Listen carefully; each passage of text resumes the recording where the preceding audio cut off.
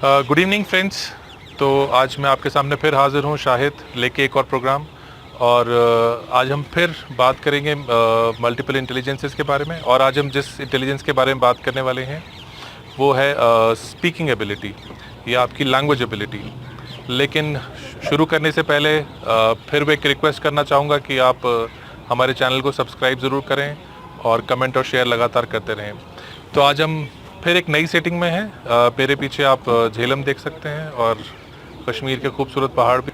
तो language ability, हमने जैसे भी पिछली कुछ एपिसोड्स में बहुत सारी एबिलिटीज़ के बारे में जाना। तो लैंग्वेज एबिलिटी क्या है और ये कैसे काम करती है और इसके ज़्यादा होने से और कम होने से क्या फ़र्क पड़ता है, इसके बारे में हम आज जानेंगे। तो लैंग्वेज एबिलिटी अपने आप में 3 एबिलिटीज़ का एक हिस्सा है, जिसमें वर्बल आती है, नॉन वर्बल और रिटन आती है। और इन तीनों के कॉम्बिनेशन भी अलग होते हैं स्ट्रेंथ्स और वीकनेसेस में। तो पहले हम बात करेंगे अगर ये एबिलिटी ज़्यादा हुई तो क्या फ़र्क पड़ेगा, और अगर ये एबिलिटी कम होती है तो फिर क्या फ़र्क पड़ता है। तो अगर आपकी लैंग्वेज एबिलिटी हाई है तो आप एक नोटिस करेंगे कि जो आपका बच्चा है वो ज़्यादा बातें कर रहा है, वो लैंग्वेजेस जल्दी सीख पा रहा है। आप जानते हैं हमारे देश में, हमारी इवन स्टेट में मल्टीलिंगुअल कल्चर है। यहाँ हर एक बच्चा कम से कम मिनिमम 2 से 3 लैंग्वेजेस तो जानता ही जानता है। एक उसकी अपनी मदर टंग हो जाती है, एक स्टेट लैंग्वेज है, एक कंट्री की लैंग्वेज है और एक इंटरनेशनल लैंग्वेज जो इंग्लिश है। तो आपने जो बच्चे लैंग्वेज एबिलिटी में बहुत अच्छे होते हैं वो ज़ाहिर तौर पे सभी लैंग्वेजेस को बहुत जल्दी जल्दी कैप्चर कर लेते हैं। लेकिन जो बच्चे इनमें अच्छे नहीं होते हैं वो उनको कैप्चर करने में मुश्किल होता है। लेकिन मैंने जैसे कहा कि ये तीनों एबिलिटीज़ हैं, वर्बल है, नॉन वर्बल है और साथ में आपका रिटन एबिलिटी है। तो हमें इसकी रेशो भी देखनी पड़ेगी इसमें कि इसका क्या वर्बल हाई है कि रिटन हाई है या नॉन वर्बल है। तो अगर जो एबिलिटी हाई होगी उसमें वो ज़्यादा अच्छा करेगा। तो लैंग्वेज जाने का तो वर्बली वो ज़्यादा अच्छा बोल पाता है या रिटन। तो कई बच्चे होते हैं जो वर्बली बहुत अच्छा करते हैं, यानी कि they are good orators, but maybe they are not good in expressing through writing.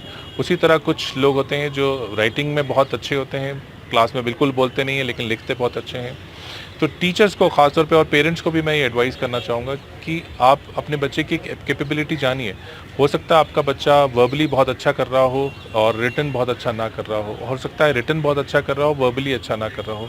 तो आपको ये समझना है कि उसकी कौन सी कैपेबिलिटी हाई है और इसी कैपेबिलिटी को समझते हुए उसके साथ हैंडल करना है। ये नहीं कि ज़बरदस्ती करना है, भाई आप बोलते अच्छे हो लिखते क्यों नहीं हो, या लिखते अच्छे हो बोलते क्यों नहीं हो, क्योंकि वो दोनों एक अलग अलग एबिलिटीज़ हैं। और हम अगले वीडियोस में जानेंगे। और हमारे कुछ दर्शकों ने और श्रोताओं ने इस चीज़ की डिमांड भी की थी कि मैं उनको बताऊं कि किस तरह से ये सारी इंटेलिजेंसेस काम करते हैं। तो हम ज़रूर बताएंगे। हम पहले सिर्फ इन इंटेलिजेंस को डिस्कस कर रहे हैं, उसके बाद हम इसमें रेमेडीज़ भी देंगे कि हर इंटेलिजेंस जो कम है ज़्यादा है उसके लिए क्या क्या किया जा सकता है। तो लैंग्वेज एबिलिटी हाई होने से आप बहुत जल्दी कैप्चर कर लेते हैं। फिर अगर इस लैंग्वेज एबिलिटी के साथ 1-2 कैपेबिलिटीज़ और हाई हों तो क्रिएटिव राइटिंग में ऐसे बच्चे बहुत अच्छा करना शुरू कर देते हैं। वो पोइट बन सकते हैं, राइटर्स बन सकते हैं, जर्नलिज्म में जा सकते हैं। ऐसी बहुत सारी फील्ड जहाँ पर आपको क्रिएटिव राइटिंग की ज़रूरत होती है। उसके साथ साथ ये बच्चे जो हैं डिस्कशन मेथड बहुत अच्छा यूज़ कर सकते हैं पढ़ाई के लिए। यानी कि अगर इनको पढ़ाना है तो ये बहुत इनको बुलवाना है। अब ये आप फिजूल की बातें भी बोल सकते हैं और अच्छी बातें भी बोल सकते हैं। तो कई बच्चे आपने देखा है कि जो बहुत बोलते रहते हैं, आप बोलते हैं बहुत बोल रहे हो। तो आप इनको बोलते बोलते ही पढ़ाई करवा सकते हैं। तो उनका बोलना जो है उनका नेगेटिव अगर आपको लगता है तो उसको आप पॉजिटिव में बदल सकते हैं।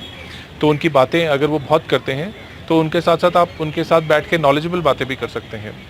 हाँ, तो अगर ये बच्चे जैसे हैं जो लैंग्वेज एबिलिटी में अच्छे हैं, ये सभी लैंग्वेज सब्जेक्ट्स में जैसे इंग्लिश है, हिंदी है, उर्दू है, इसमें अच्छा करेंगे।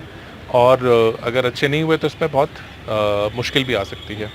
अब बात होती है कि अगर ये एबिलिटी कम हुई तो क्या होगा।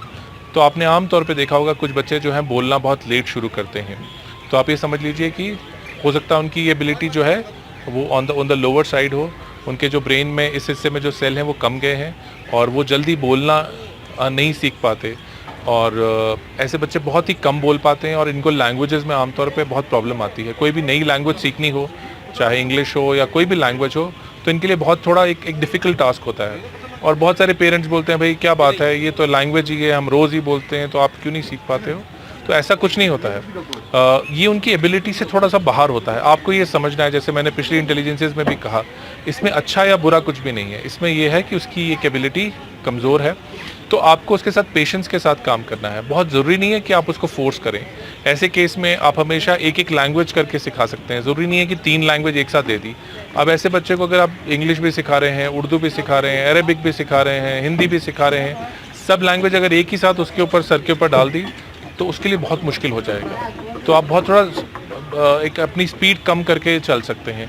स्कूल्स में भी ये चीज़ें बहुत मैंने नोटिस की हैं कि वो सिर्फ अपना सिलेबस कंप्लीट करने में उसके पीछे भागते रहते हैं। वो ये कोशिश नहीं करते कि हम बच्चे को सही तरह से वो बढ़ रहा है कि नहीं बढ़ रहा है। ठीक है, हर क्लास में 20% बच्चे बहुत अच्छा कर रहे होते हैं। वो इसलिए क्योंकि मैंने आपको पिछले एपिसोड में भी कहा कि हमारा जो टोटल एजुकेशन सिस्टम है वो सिर्फ 15-20% लोगों के लिए सूटेबल है। बाकी 80% लोग उसमें सूट नहीं कर पाते हैं। कोई कहीं मैथ्स में प्रॉब्लम आती है, कहीं लैंग्वेज में, कहीं बिकॉज दे डोंट अंडरस्टैंड कि हमारा जो दिमाग किस तरह से काम करता है। So they are not taking psychology of a student in consideration which they should have been taking.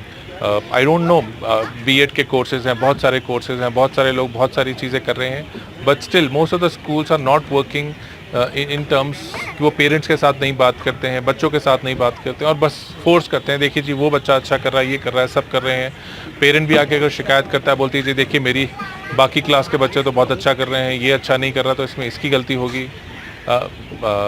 मैं टीचर्स और पेरेंट्स दोनों से माफ़ी मांगना चाहूँगा, लेकिन गलती बच्चों की नहीं है, गलती सिर्फ और सिर्फ पेरेंट्स की है और सिर्फ टीचर्स की है, क्योंकि वो कहीं ना कहीं अपने जो पूरा जो काम करने में वो चूक रहे हैं, क्योंकि वो समझ ही नहीं रहे हैं कि बच्चे को कैसे समझना है। और लैंग्वेज एबिलिटी बहुत इंपॉर्टेंट हो जाती है, क्योंकि सारा जो सब्जेक्ट इसी में पढ़ने हैं। अगर आपकी लैंग्वेज कमज़ोर हो गई तो जाहिर सी बात है, आप अगर साइंस पढ़ रहे हैं, सोशल स्टडीज़, मैथ्स, कुछ भी सब्जेक्ट पढ़ रहे हैं, if your language is weak, automatically your all subjects will be weak. So अगर हम इस एबिलिटी के जो बच्चे वीक हैं उनको अगर हम 1 by 1 लैंग्वेज सिखाएं, और ये जो हमारा मल्टीलिंगुअल जो है कि ये लैंग्वेज भी सिखा दो, वो भी सिखा दो, ये भी सिखा दो, तो मुझे नहीं लगता कि लैंग्वेज का काम जो है कम्युनिकेशन के अलावा है। तो जो लैंग्वेज जिसमें हम जैसे हम ज़्यादातर यूज़ करते हैं, जैसे अगर हम बात करें कि हमारे ज़्यादातर सब्जेक्ट्स जो हैं इंग्लिश लैंग्वेज में हैं, तो हम क्यों इतनी सारी लैंग्वेजेस को ज़बरदस्ती और सारा का सारा सिखाना है। ठीक है, एक फंक्शनल तौर पे आप एक लैंग्वेज पहले सिखाइए, उसके बाद दूसरी लैंग्वेज पे जाइए, फिर तीसरी लैंग्वेज पे जाइए। तो अब इसमें जो बहुत इंपॉर्टेंट चीज़ है, कुछ बच्चे हैं जिनका जो नॉन वर्बल लैंग्वेज एरिया बहुत हाई होता है।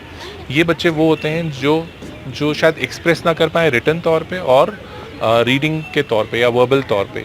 ये अपने आप को एक्सप्रेस करते हैं नॉन वर्बली किस तरह से करते हैं, ये आपको एक्शन शो करेंगे। तो बहुत बच्चे होते हैं जो इशारों में बात करते हैं, यानी कि वो अपनी बात को बोल नहीं पाते हैं, एक्सप्रेस नहीं कर पाते हैं, और वो अपने इशारों में बात करते हैं। तो एज ए पेरेंट आपको बहुत जल्दी, और टीचर उनके इशारे समझना शुरू करना पड़ेगा, अदरवाइज़ आप उनको नहीं समझ पाएंगे। तो ये एक एस्पेक्ट था लैंग्वेज एबिलिटी का। तो आज के लिए हम इतना ही करते हैं। अगले एपिसोड्स में अब हम इनके कॉम्बिनेशंस के ऊपर बात करेंगे कि कौन सा कॉम्बिनेशन हाई या लो होने से क्या फ़र्क पड़ेगा। उसके अलावा हम रेमेडीज़ के ऊपर भी बात करेंगे। तो आज के लिए मैं इतना ही। होपफुली आपको ये एक नई सेटिंग और पसंद आई होगी, जो आज हमने झेलम नदी के आसपास आपको कोशिश ये कर रहे हैं कि किसी न किसी तरह से हम आपको एक कश्मीर का नज़ारा भी दिखाते जाएं। और मैं आपको ये भी बता दूं कि हम झेलम नदी के जो है बहुत ही ऐतिहासिक हिस्टोरिक ज़ीरो ब्रिज पे खड़े हैं, और इस ज़ीरो ब्रिज को दोबारा भी बनाया गया है, और अब ये पूरा वुडन फॉर्म में बना है और बहुत ही खूबसूरत है। आप अगर कश्मीर में हैं तो यहाँ तो आते ही होंगे, और अगर आप कश्मीर में नहीं हैं तो प्लीज़ जब भी आएँ तो यहाँ ज़रूर आएँ। तो इसी बात के साथ मैं आज का प्रोग्राम को इख्तिताम पे लाता हूँ, और फिर मिलेंगे अगले एपिसोड में। तब तक के लिए खुदा हाफिज़।